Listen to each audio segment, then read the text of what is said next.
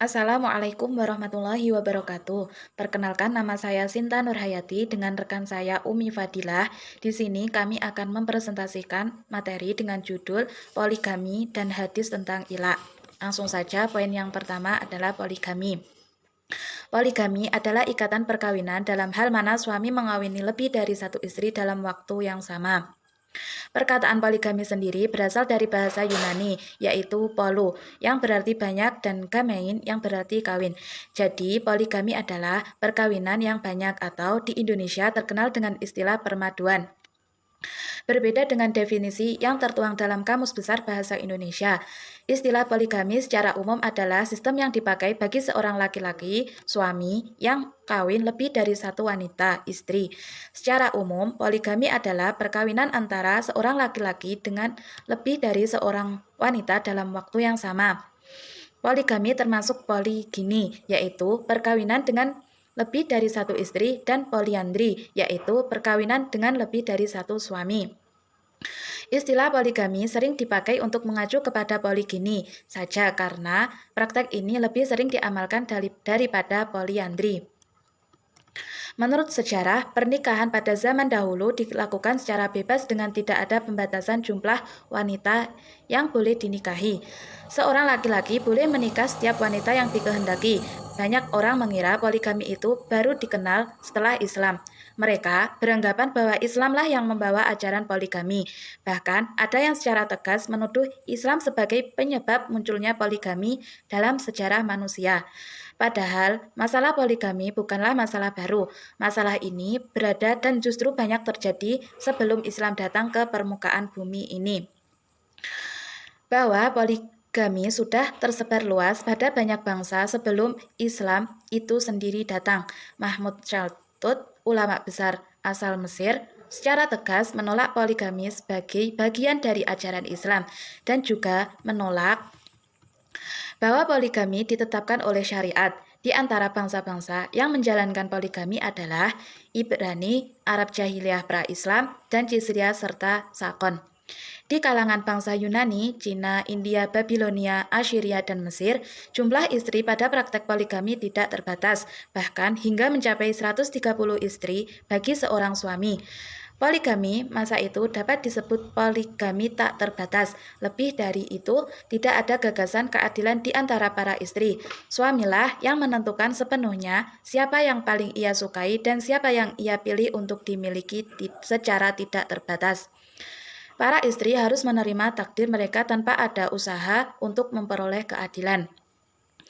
Mengingat bahwa dewasa ini wacana poligami semakin marak terutama menyangkut substansi poligami dari sudut pandang hukum Islam, terutama antara yang pro dan kontra, selain itu juga realitas di lapangan yang memandang negatif terhadap poligami.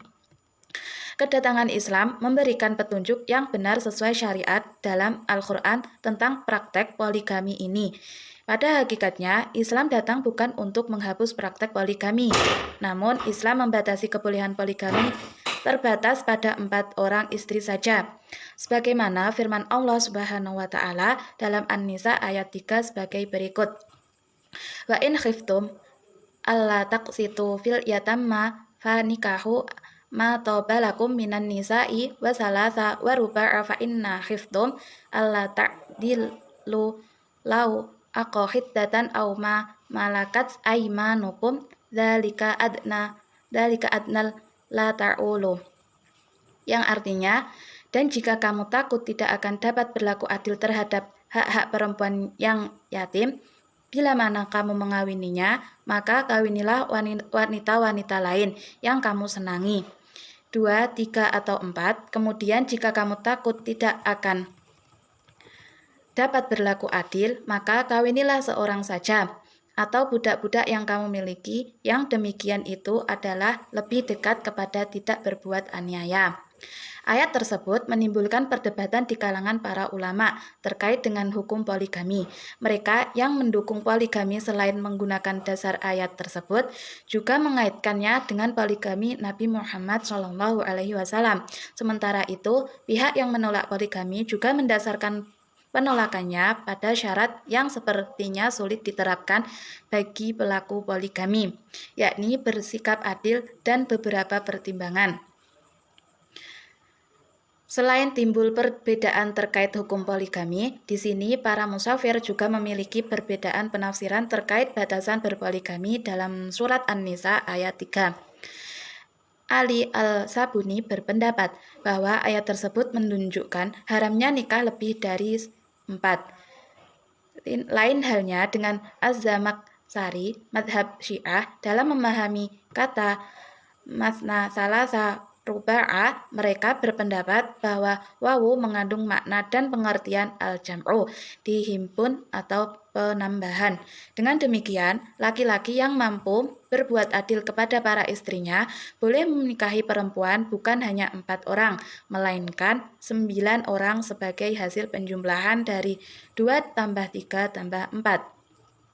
Poligami dibolehkan hanya terbatas pada 4 orang wanita atau istri tersebut telah disepakati oleh para ulama. Sedangkan poligami yang lebih dari itu menjadi perbedaan pendapat di kalangan ulama. Salah satunya adalah golongan yang mengatakan bahwa seorang laki-laki memiliki istri sampai 9 orang.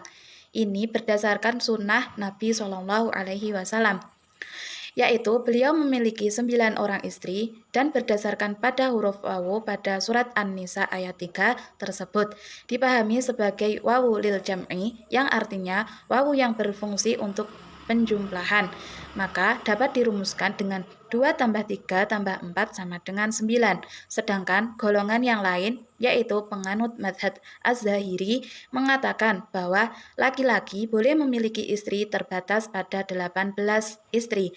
Alasan demikian didasarkan kepada Imam Al-Qurtubi dalam kitab tafsirnya, mengemukakan bahwa kata bilangan pada surat An-Nisa ayat 3 itu mengandung pengertian untuk penjumlahan, sehingga bilangan 2 menjadi 22, demikian juga bilangan seterusnya 3 dan 4. Maka jika dijumlahkan menjadi 2 tambah 2 tambah 2 tambah 3 tambah 3 tambah 4 tambah 4 sama dengan 18. Para ulama ahli sunnah juga telah sepakat bahwa apabila seorang suami mempunyai istri lebih dari 4, maka hukumnya haram, dan perkawinan yang kelima dan seterusnya dianggap batal dan tidak sah, kecuali suami telah menceraikan salah seorang istri yang 4 itu dan telah habis pula masa iddahnya. Para ulama ahli sunnah dalam hal membatasi istri 4 orang saja merujuk pada dalil dari sunnah Rasulullah Shallallahu Alaihi Wasallam. Dalam hadis yang diriwayatkan oleh Qais bin Al-Harits radhiyallahu anhu, beliau berkata, Haddatsana Ahmad ibni Ibrahim at-Tauraqi Sana Hashim an ibni Abi Laili an Hasisah binti Samardali an Qaisin ibni Haris qala aslamtu wa indi samani naniswatin fa'taitu an-nabiyya sallallahu alaihi wasallam faqultu dzalika faqala ihtar minhunna arba'a, rawahu Ibnu Majah. Yang artinya, ketika masuk Islam, saya memiliki 8 istri. Saya menemui Rasulullah dan menceritakan keadaan saya. Lalu beliau bersabda, pilih 4 di antara mereka. Oke, selanjutnya kita akan membahas poin yang kedua, yaitu hadis tentang ila. Secara etimologi, ila berasal dari masdar ala yang alinan, yang artinya berarti melarang diri dengan menggunakan kata sumpah. Sedangkan secara istilah, ila adalah bersumpah untuk tidak mencampuri istrinya lagi dalam waktu 4 bulan, atau dengan tidak menyebutkan jangka waktunya. Atau mengatakan ila berarti bersumpah dengan nama Allah untuk tidak mencampuri istrinya selama 4 bulan atau lebih. Jika tidak diiringi dengan sumpah, maka tidak dikatakan dengan ila. Menurut An-Nahai, jika sumpah memurkai, mencelakai dan mengharamkan istrinya atau tidak lagi hidup bersama, maka yang demikian itu telah termasuk ila. Apabila seorang suami bersumpah sebagaimana sumpah tersebut, hendaklah ditunggu selama 4 bulan. Kalau dia kembali baik kepada istrinya sebelum sampai 4 bulan, dia diwajibkan membayar kafarat saja. Tetapi sampai 4 bulan dia tidak kembali baik dengan istrinya, hakim berhak menyuruhnya memilih 2 perkara. Yang pertama yaitu membayar kafarat sumpah serta berbuat baik kepada istrinya. Yang kedua yaitu menolak istrinya. Hakim berhak menceraikan mereka secara paksa. Ila bisa jadi bersumpah demi Allah Subhanahu wa taala dengan mentalaknya atau memerdekakan budak atau menetapkan melakukan ibadah. Seperti contoh, jika penggaulan dilakukan. Misalnya, jika saya menggaulimu, maka saya wajib berpuasa selama 5 hari. Apabila dalam masa ila sang suami melakukan penggaulan bukan karena dipaksa, baik dengan adanya tuntutan dari istri atau tidak, maka wajib membayar kafarat sumpah jika ila dilakukan dengan bersumpah demi Allah. Dalam ila, kita akan membahas 4 subpoin. Yang pertama, dasar hukum ila. Yang kedua, syarat ila. Yang ketiga, akibat hukum ila. Yang keempat, rukun dan syarat ila. Dasar hukum ila. Berdasarkan firman Allah surat Al-Baqarah ayat 226 yang artinya, kepada orang-orang yang menghina istrinya diberi tangguh 4 bulan lamanya. Kemudian jika mereka kembali kepada istrinya, maka sesungguhnya Allah Subhanahu wa taala Maha Pengampun lagi Maha Penyayang. Ayat di atas bermaksud untuk menghapuskan hukum yang berlaku pada kebiasaan orang-orang jahiliyah, di mana seorang suami bersumpah untuk tidak mencampuri istrinya selama 1 tahun atau 2 tahun bahkan lebih. Kemudian Allah Subhanahu wa taala menjadikannya selama 4 bulan saja. Waktu yang ditetapkan oleh Allah Subhanahu wa taala dijadikan bagi suami sebagai masa penangguhan bagi suami untuk merenungkan diri dan memikirkan mungkin ia membatalkan sumpahnya dan kembali kepada istrinya atau mentalaknya. Kemudian syarat ilah. Yang pertama, suami istri dalam keadaan balik, berakal sehat, dan tidak gila. Yang kedua, ilah hendaknya berupa sumpah atas nama Allah atau salah satu sifatnya dan berisi bahwa suami harus membayar kafarah seperti tersebut dalam Al-Quran. Menurut para jumhur ulama fuqaha, ada 4 syarat ilah. Yang pertama yaitu si suami bersumpah dengan nama Allah Subhanahu wa taala atau dengan salah satu sifatnya seperti yang Maha Pengasih dan Tuhan sekalian alam, bahwa dia tidak akan menyetubuhi istrinya lebih dari 4 bulan. Yang kedua, si suami bersumpah untuk tidak melakukan persetubuhan selama lebih dari 4 bulan, karena Allah Subhanahu wa taala menjadikan orang yang mengucapkan sumpah menunggu selama 4 bulan.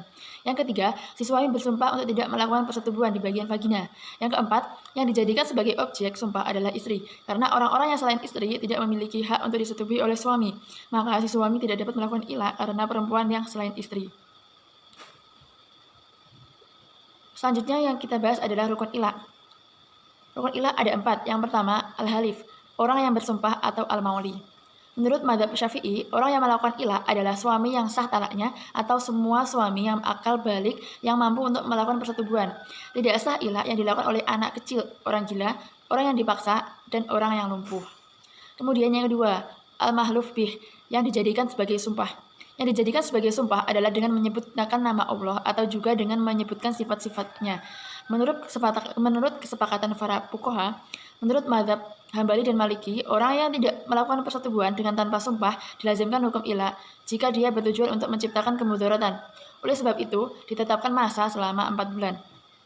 Kemudian, poin yang ketiga, al-mahluf alaih, objek sumpah. Objek sumpah adalah persetubuhan dengan semua lafal yang mengandung pengertian persetubuhan atau berjima. Misalnya, aku tidak setubuhi kamu, dan aku tidak junub darimu, aku tidak dekati kamu, seperti itu. Kemudian, poin yang keempat yaitu masa. Menurut para jumhur fuqaha selain madhab Hanafi, yaitu si suami bersumpah untuk tidak menyetubuhi istrinya selama lebih dari 4 bulan. Sedangkan menurut madhab Hanafi, masa yang paling minimal adalah lebih dari 4 bulan. Oleh karena itu, jika si suami bersumpah selama 3 bulan atau 4 bulan, maka menurut jumhur fuqaha, dia tidak melakukan ilah. Sebab perselisihan pendapat di antara mereka adalah kembali kepada mereka mengenai al-fai, yang merupakan tindakan kembali mendekati istri. Apakah dilakukan sebelum lewat masa 4 bulan atau setelah masa 4 bulan. Kemudian, akibat hukum. Adapun akibat hukum yang ditimbulkan dalam pasangan suami istri yang melakukan ilah karena yang bertindak sebagai eksekutor atau yang bersumpah untuk tidak meniduri istri adalah suami, maka akibat hukumnya adalah yang pertama, tersiksanya seorang istri karena tidak ditiduri dan tidak boleh diceraikan. Yang kedua, selama 4 bulan tidak boleh meniduri istri atau membayar kafarat sumpah atau dengan menceraikan sang istri.